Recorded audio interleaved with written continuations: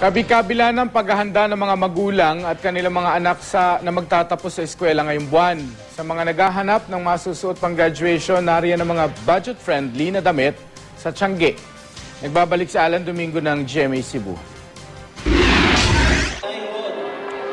Iminungkahi ng Department of Education sa mga paaralan na sa ikatlong linggo ng Marso gawin ang mga graduation ceremony. Kaya abala na ang mga graduating students sa pagkumpleto sa kanilang school requirements. Bukod dito, simulan na rin ang paghanap nila ng isusuot sa kanilang pagmartsa. Di naman kinakailangang maglabas ng malaking pera para makahanap ng akmang gown o bestida. Sa isang Tiangge nga sa Cebu City, sa halagang 300 pesos hanggang 500 pesos lang, makakabili na ng damit na pwedeng suotin sa graduation.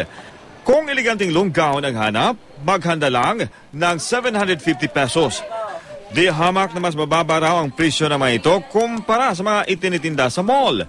Para sa mga lalaki, may mga polo at long sleeves na naglalaro sa 200 hanggang 400 pesos ang presyo.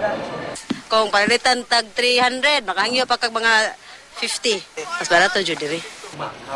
Kabi-kabila na rin ang mga nagpaparenta ng tuga. Sa shop na ito, 120 pesos ang rental fee. Pero kailangan magbayad ng 200 pesos bilang collateral. Para kompleto ang graduation outfit, lagyan na rin ito ng corsage. Hindi naman kailangan gumastos para dito. Sa Dagupan City, isinusulong ng Waste Management Division ang paggamit ng recyclable materials tulad ng katsa, pira-pirasong ribbon at straw sa paggawa ng corsage. Ang kinakailangan lang, tiyaga at imahinasyon. Sa ganitong paraan, nakatipid ka na, nakatulong ka pa sa kalikasan. Alan Domingo, Nagbabalita, Pilipinas.